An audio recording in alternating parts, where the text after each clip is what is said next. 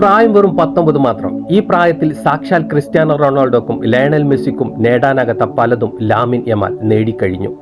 ബാഴ്സലോണയ്ക്ക് വേണ്ടി 3 Spanish league കിരീടവും സ്പെയിനിന് വേണ്ടി ഒരു യൂറോ കപ്പും സ്വന്തമാക്കിയ യമാൽ 2024 യൂറോ കപ്പിലെ മികച്ച യുവതാരവും 2025-26 സ്പാനിഷ് ലീഗിലെ മികച്ച സീസൺ താരവും കൂടിയായിരുന്നു.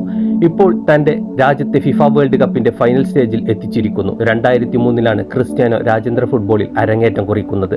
2004 തൊട്ടടുത്ത വർഷം തന്നെ പോർച്ചുഗൽ ഫുട്ബോൾ ടീമിന്റെ യൂറോ ഫൈനലിൽ എത്തിക്കാൻ സാധിച്ചെങ്കിലും 2016 ആദ്യ കിരീടം നേടുന്നത്. ലയണൽ മെസ്സി രാജ്യത്തിനായി അരങ്ങേറ്റം കുറിക്കുന്നത് 2005 2014 വരെ കാത്തിരിക്കേണ്ടി വന്നു അർജന്റീനയോടൊപ്പം ഒരു ഫൈനൽ കളിക്കാൻ. ആദ്യ കിരീടം നേടാൻ 2021 വരെയും. എന്നാൽ തന്റെ 17 വയസ്സിൽ രാജ്യത്തിന്റെ ഷെൽഫിൽ യൂറോ കിരീടം എത്തിച്ച യമാൽ 19 വയസ്സായപ്പോൾ വേൾഡ് കപ്പ് എന്ന കനക കിരീടത്തിന് തൊട്ടരികിലാണ്. ഈ വേൾഡ് കപ്പ് നേടലോടെ അയാൾ ഇതിഹാസ പട്ടികയിൽ ഇടം പിടിക്കും. പിന്നെ ഗോട്ടിലെത്താൻ അധിക സമയം വേണ്ടിവരില്ല.